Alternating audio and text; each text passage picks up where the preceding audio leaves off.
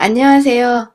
저는 올해 43세, 마음만은 여전히 교복 입은 중딩이고 싶은 여자입니다. 아직 화가 다 가라앉지 않았지만 씩씩거리면서도 자주 듣는 유튜브 채널에 공유해보려고 자리에 앉아 급하게 글을 써봅니다.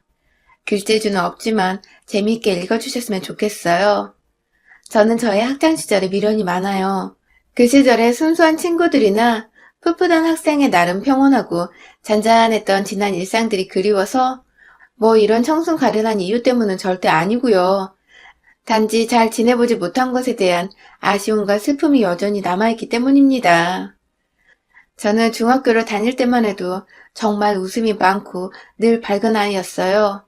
친구들 앞에 나서는 걸 좋아해서 회장 선거도 줄곧 나가 회장 혹은 부회장이 되었었고, 중학교 때 특별활동 모임으로 사진 동아리에 들어서는 여기저기 지하철 타고 서울 곳곳 누비면서 친구들과 사진 찍으러 다니는 것도 참 좋아라 했죠.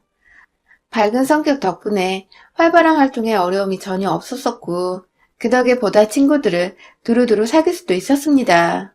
고등학교 들어가기 전 입시 공부를 한다고 1년간 다녔던 학원에서는 한두 살 많은 언니들하고도 오다 가다 친해지며 나이를 따지지 않고 그 시절 참 많은 사람들을 만나 관계를 맺고 살았습니다. 전 제가 생각해도 제 성격이 참 사귀기 좋은 타입이라 생각을 했어요. 그래서 제 주변엔 늘 좋은 사람이 함께 있다고 생각하며 살았죠. 절대로 과시하거나 친구들 틈에서 대장이 되고 나서려 하지도 않았습니다. 나름 예의 바른 걸 중요시하는 엄한 부모님한테서 자라 꽤나 옳고 그름을 가릴 줄 아는 성격이었던 것 같아요. 그냥 그런 거 있잖아요. 아닌 건 아니라는 걸 잘 아는 성격 말입니다.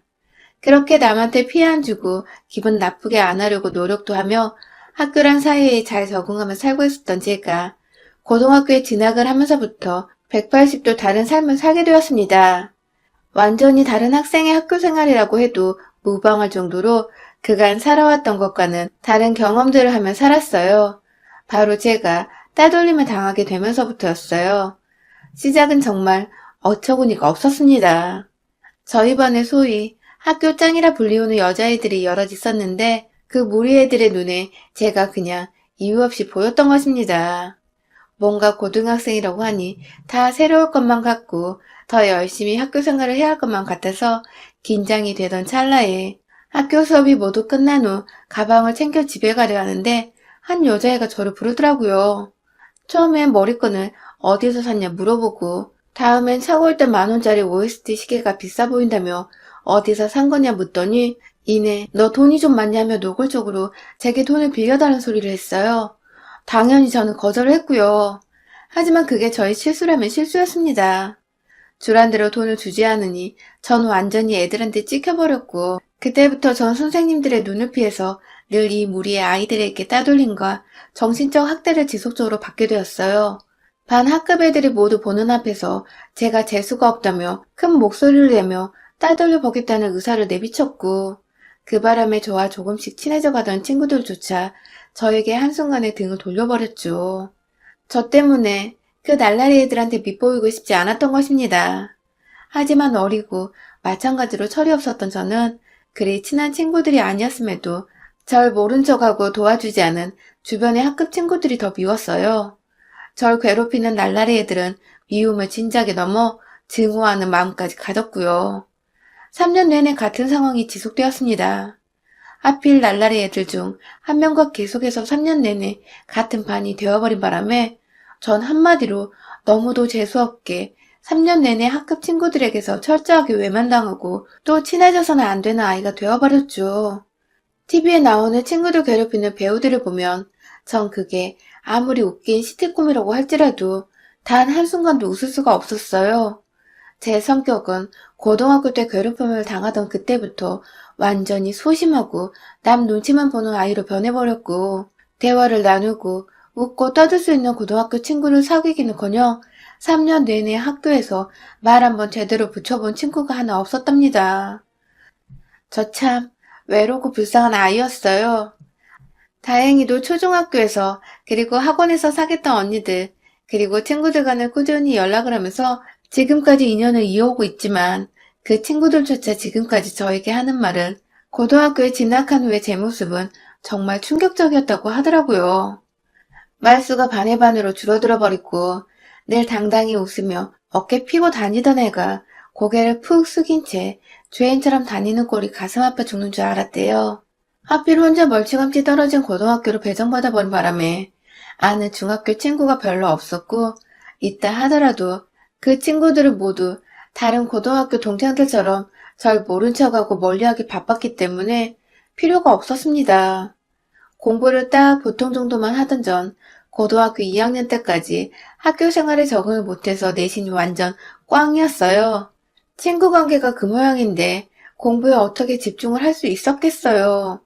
그러다 저와 3년 내내 같은 반이었다는 그 날라리 무리 중 한 여자애가 고3이 되기 직전 제 뒤통수에다 대고 그러더라고요.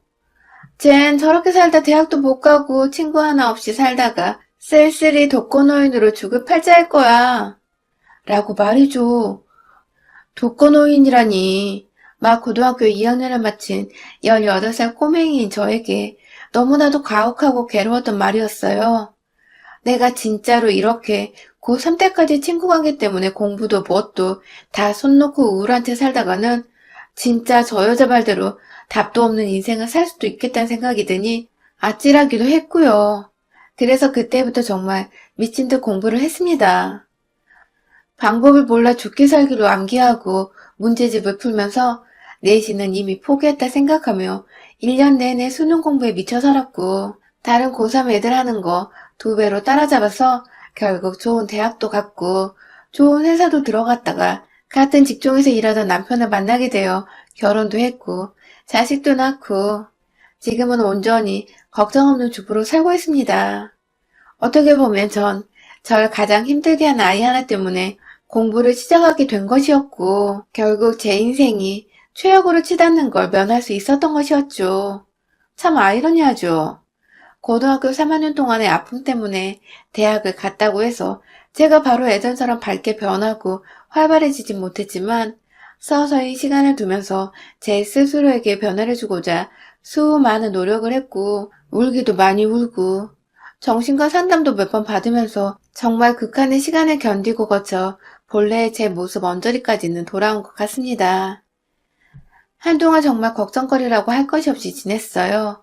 애 키우는 것도 그닥 힘들지 않았고 남편도 늘 한결같은 마음으로 저를 대해주며 가정에 딱히 불화라고 할 것이 없었어요. 시부모님께서도 참 반듯한 분이셔서 늘 저를 남의 집 귀한 딸이라며 아껴 보살펴 주시려 하셨고 저보다 한 살 많은 도련님께서는 언제나 자기한테는 가장 소중한 형의 아내니 저도 가장 소중한 사람이라는 말을 자주 해주셨어요. 참 다정한 표현을 서슴없이 해주는 시댁 식구들 덕분에 저 스스로도 참 제가 시집은 기똥차게 자랐다는 생각을 매번 하곤 했습니다. 그런데요, 도련님께서 중간에 이혼을 한 번 하셨어요. 결혼한 2년도 채 안 돼요. 초고속으로 결혼과 동시에 헤어지신 거예요. 많이 속상해 하셨고 가족들 앞에서 티를 안 내려고 입도 꾹 다무셨어요. 왜 이혼을 했는지는 남의 집 가정산이 더 캐묻진 않았지만 대충 어머님 하시는 말씀으로는 성격 차이와 더불어 동서가 도련님 카드를 그렇게 긁어대다 하다 자기 친정의 다달이 100만 원 용돈을 도련님 몰래 드렸다고 하더군요. 무턱대고 돈 관리를 동서한테 맡긴 도련님은 상의 없이 자기 월급의 몇 분의 1에 해당하는 비교적 큰 돈이 처갓집으로 말도 없이 이유도 없이 들어간 것을 알고는 뒤늦게야 노발대발했고 끝까지 사과할 기미조차 없이 당당하던 동서한테 정떨어져 이혼 소송을 걸었대요. 그렇게 한동안 이혼 소송으로 도련님은 고생을 했고 소송 후 드디어 자유를 되찾았다 생각하신 건지 비교적 평온해 보이셨어요. 그럼에도 마음 한켠엔 잘 사는 형네 가족들과 비교를 하시는 건지 예전보다 말도 없어지셨고 가족 행사에도 잘 참석을 안 하셨어요. 언제든지 도련님이 좋은 사람을 만나면 좋겠다는 희망을 늘 품고 살았어요.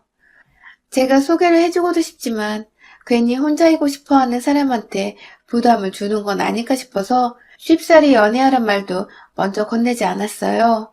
그냥 도련님 혼자 스스로 마음속에 있는 상처를 치유할 수 있도록 지난날에 제가 그랬었던 것처럼 그냥 묵묵히 곁에 있어주면서 시간이 흐르기만을 기다렸죠.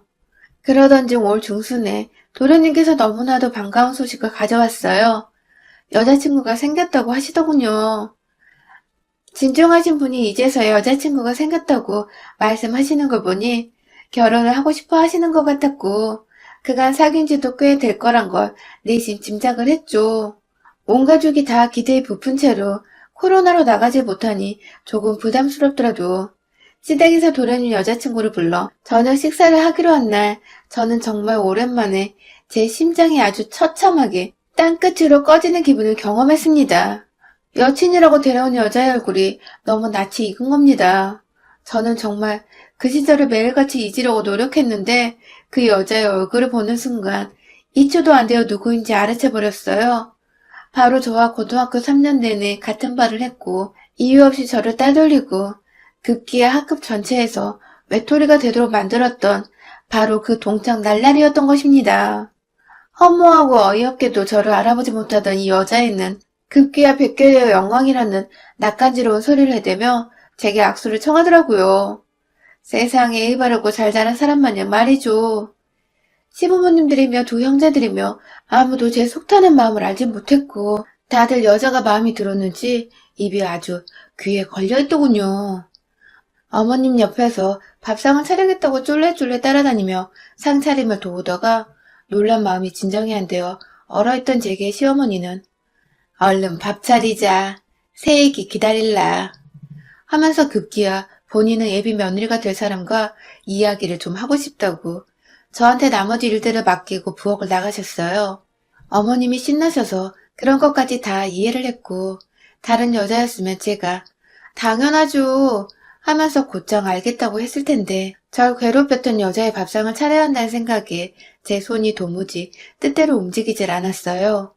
세워라 내워라 그렇게 저녁상은 어찌저찌 차려놓긴 했는데 온 가족들의 시선은 여전히 그 여잔테로 쏠려 있었어요.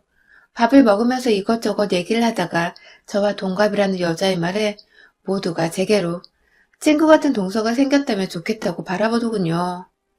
늘 친구 같은 혹은 자매처럼 지낼 수 있는 동서가 있었으면 좋겠다고 시어머니께 몰래 얘기를 하곤 했었는데 그걸 기억하셨는지 시어머니는 유독 절 쳐다보시며 힐끗 웃어주셨고 그런 어머니 표정을 보니 실한 내색을 도무지 할 수가 없었습니다. 들어보니 이 친구는 자식만 없을 뿐 전 남편과 5년 정도 살다가 이혼을 한 번 한 경력도 있더라고요. 하지만 이혼이 흠도 아니고 저희 도련님도 이혼남이었고 같이 새 출발하는 커플이어서 그런지 저희 시부모님은 아주 쿨하게 여자를 환영하셨어요. 옆에서 같이 웃어 보이고 함께 떠들고 좋은 척이란 척은 정말 다 하며 겨우 식사를 마쳤어요. 그리고 나서 과일을 함께 먹는 시간, 이 여자애가 과일은 본인이 깎아오겠다며 혼자 일어나 부엌으로 들어가더라고요. 그 바람에 시어머니가 손님인데 그러지 말라고 막 일어나려 하셨고 옆에서 어른이 도와주려 하시니 제가 막 그냥 보고만 있을 수가 없었어요. 도와주기 싫은데 억지로 어머님을 대신해 일어나 부엌으로 들어가자 여자애는 저와 단둘이 그 공간에 있다는 것을 재차 확인하고는 저한테 그러더라고요. 오랜만이다? 하고 말이죠. 순간 너무 놀래서 사과를 깎으려다 말고 들고 있던 걸 떨어뜨렸어요. 멍한 채 그 여자를 하염없이 바라봤죠. 이해도 저를 알아봤던 것이었습니다. 다만 본인이 저질렀던 짓거리가 창피한 짓인 줄 알았던 건지 끝까지 어른들 앞에서는 모른 척을 하려고 했던 것이었죠. 여전히 절 아랫사람이라 생각하는지 저보다 키는 작으면서 절 양껏 올려다보며 새침하게 인사하는 여자애는 참 세월이 그렇게 지났는데도 전혀 변하지 않았더군요. 그날 그렇게 얼떨결에 부엌 한복판에서 서로 조용히 인사를 건넨 저희는 그 후로 서로가 서로의 과거에 대해 침묵을 하자고 굳이 말을 하지 않았는데 알아서들 입을 꾹 다물었습니다. 저는 따돌림을 당했다는 수치심을 이겨낼 수 없었고 그 친구는 본인이 학생을 따돌린 가해자였던 사실을 굳이 예비 시부모한테 드러내고 싶지 않아 했기 때문이었죠. 그렇게 저희는 절대 서로 가까워질 수 없는 비밀 하나를 둘이서 조용히 간직한 채 지냈어요. 전 옆에서 이 여자가 행복하게 도련님과 재혼 준비를 하는 과정까지 모두 다 지켜봐야만 했습니다. 뭘 모르던 도련님께서 재혼할 때 옆에서 도움을 많이 주시라며 저한테 자주 연락해서 묻기도 물어보고 예비 신부를 행복하게 해주고 싶은데 여자들은 뭘 좋아하냐며 그 여자한테 주려는 선물 준비를 하실 때에도 저한테 연락을 하시는 바람에 전 졸지에 절 괴롭혔던 가해자의 선물이나 한가하게 고르는 피해자가 되어 있었죠. 그 사실을 인정하기 힘들어서 계속해서 전 정신적인 괴로움에 치를 떨었고 결국 제 속은 점점 더 문드러져 갔어요. 도련님의 결혼식이 다가올수록 제 마음속에서 타고 있는 불이 점점 잿더미로 변해가다 결국 완전히 사라져버릴 것 같았어요. 그러던 중 결혼식이 한 달 앞으로 다가왔었을 때 주말을 맞아 온 가족이 쉬고 있는데 여자한테서 전화가 걸려왔어요. 대뜸 인사도 없이 또 역시나 아랫사람 돼야 되지 제 이름 석자를 부르고는 밖에서 좀 만났으면 좋겠다 하더군요. 전 솔직히 이때까지만 해도 저한테 뭐라고 지난날에 대해 사과라도 할 줄 알았습니다. 뭐라 변명이라도 하면서 앞으로는 가족이 될 테니 잘 지내보자는 말 한마디 정도는 할 거라 생각했어요. 적어도 그게 맞다고 생각을 했습니다. 하지만 자기가 마음대로 찍어준 주소를 따라 30분 정도 차를 몰고 가보니 그 자리엔 그 여자애 혼자만 있는 게 아니었습니다. 그 옆에는 고등학교 때의 그 날라리들, 무리지어 다니면서 절 괴롭혔던 그 무리의 애들이 모두 다 모여 있었습니다. 당시 사회적 거리 두기가 지금처럼 격상되기 전이어서 카페 안에 들어갈 수가 있었는데요. 전 정말 문을 열자마자 보이던 그 무리의 얼굴에 손이 파르르 떨리는 걸 느꼈어요.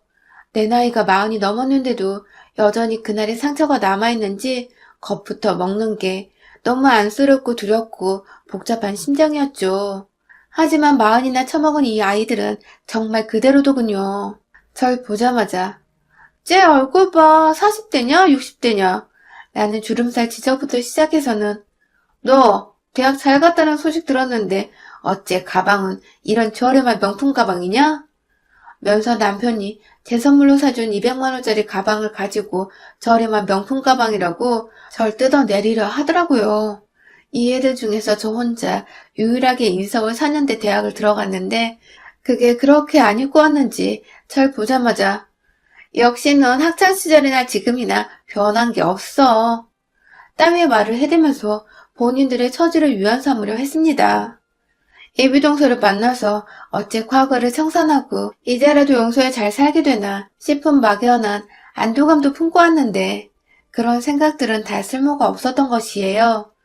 이제 보니 이 여자애는 어릴 때 그때 그 시절처럼 친구들을 불러서 제 기를 팍팍 죽이면서 윗사람으로 군림을 하고 싶었고 그래서 시댁에서도 형님이고 뭐고 눈치 안 보고 편히 살려고 했던 것 같습니다. 전 40이 되어도 이 일을 데자뷰처럼 또 당하고 있는 것에 속에서 설움이 북받쳤지만 어떻게든 지금의 저는 그 애들보다 더 나은 어른이란 걸 보여주고 싶어서 화를 내지 않고 꾹꾹 눌러 담았어요. 그리고는 오히려 여유있게 맞받아쳤죠. 그러게 겨우 200만 원짜리를 우리 남편은 나 좋다고 그렇게 시즌마다 사다 주네? 너네 남편들은 어때? 잘 사줘? 라고 물었어요. 그러자 정확히 그중 절반의 애들 표정이 썩어 들어갔죠. 아니 이제 보니 그중 절반이 이혼을 했더라고요. 성질머리 더러운 거 학창시절이나 어른이 된 지금이나 못 고친 거지. 5명 중에 정확히 예비 동서 포함 3명이 이혼을 했고 나머지 둘은 어찌저찌 사는 것 같은데 꼴을 보니 영락없는 아줌마인 게 그냥 딱 봐도 고생하며 살았다 싶더라고요. 적어도 제 눈에서 그렇게 피눈물을 나게 했었으면 제 아무리 오랜만에 만났더라도 늘 미안했다고 꼭 사과를 하고 싶었다는 인사말 정도는 해줄 거라 생각했는데 더 처절하게 못되고 철없었던 다 큰 이 날라리들을 마주해보니 전 평생 애들로부터 먹는 사과 한 조각도 못 받아먹겠다 싶었습니다.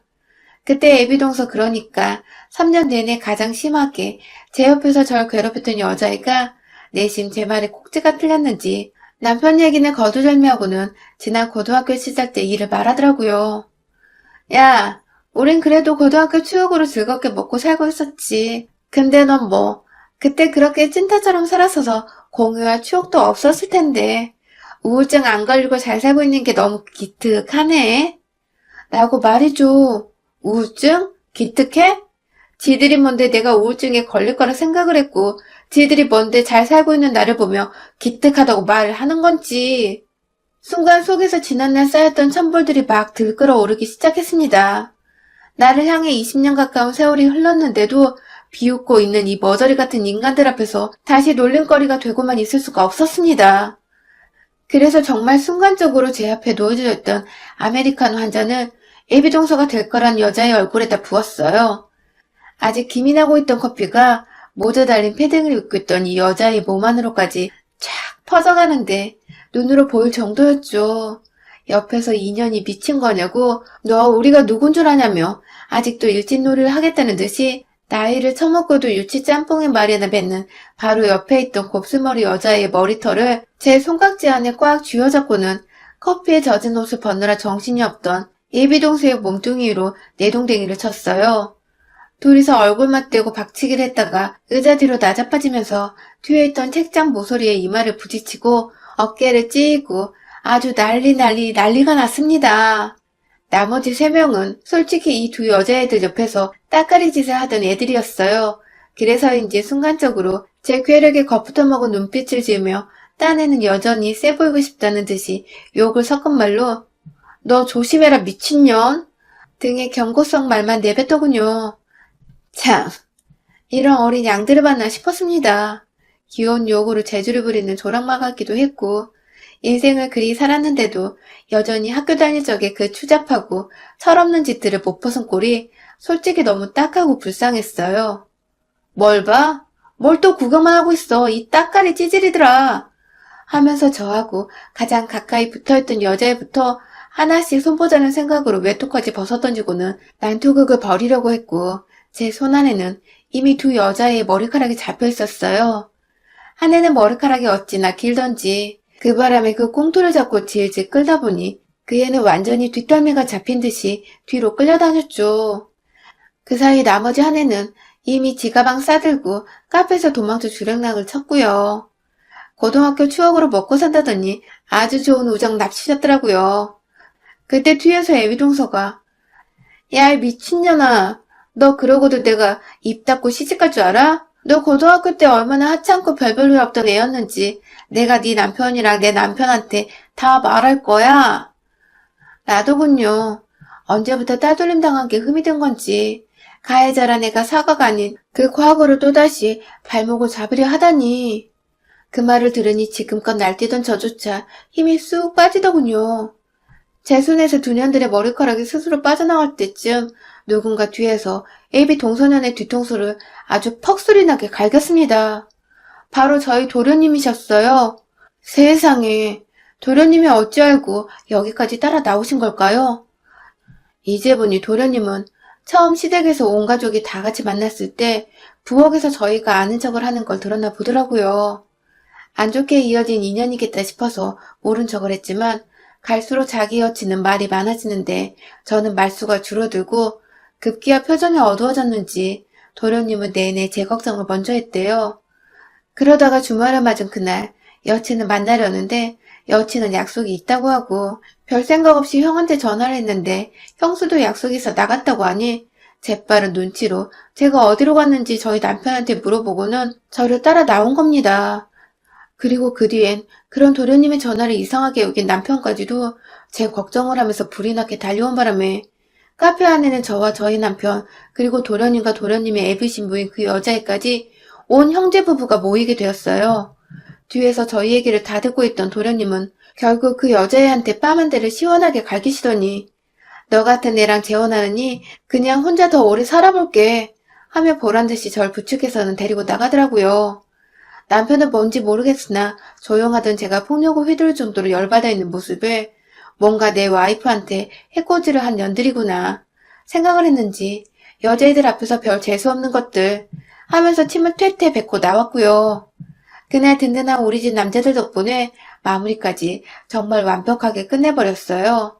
제가 애비동서 될 뻔한 연애 번호를 진작에 차단해서 잘 몰랐는데 나중에 도련님 말씀으로는 자기한테 찾아와서 몇 번이고 결혼해달라고 애원하다가 한 대 더 때려주려고 하니 겁질끔 먹고는 다시 안 온다더군요. 결혼이고 뭐고 다 엎어버렸는데 돈 잘 버는 우리 도련님은 뭐가 그리 하나도 아깝지 않은지 그 돈 기부한 셈 치겠다며 돌려받은 일부 환불 금액들까지 모조리 다 기부를 해버렸어요. 코로나로 힘든 불우이웃을 돕는데요. 코로나 시국이라서 애초에 결혼식장 예약할 때도 환불금이 좀 유연한 편이었는데 그 큰 돈을 돌려받고도 기부를 해버리다니 도련님도 정말 똥밟았다 생각을 하신다 하더군요. 그도 그럴 것이 저와는 너무도 잘 지내왔고 또 돈도 겠고 저를 누구보다 잘 아는 시댁 식구였기에 그랬던 것 같습니다. 도련님의 기부 소식을 전해들은 여자애는 정말로 도련님이 자신으로부터 떨어져 나왔다는 확신이 들었는지 간혹이라도 예물에대한 환불을 핑계삼아 연락을 하더니 일체 소식이 끊겼다고 합니다. 지난 시간 동안 마음 한켠에 있던 응어리들마저 아주 말끔하게 해소가 되어버린 이 시원섭섭한 기분은 뭘까요? 제 손에 마저 나가 떨어진 여자애들을 떠올릴 때마다 너무 상쾌하고 통쾌하고 즐겁습니다. 비록 저희로 인해 결혼이 깨진 도련님께는 죄송하지만 저 덕분에 미친년으로부터 구제를 받은 거라며 오히려 저를 다독여주고 고마워해주는 도련님. 우리 도련님이 진짜 다 갖춘 여성분을 얼른 만나길, 그래서 행복한 가정 이루고 사시길 이 자리를 빌어 응원하고 싶어요. 여러분의 생각은 댓글로 남겨주세요. 오늘도 시청해주셔서 정말 감사합니다.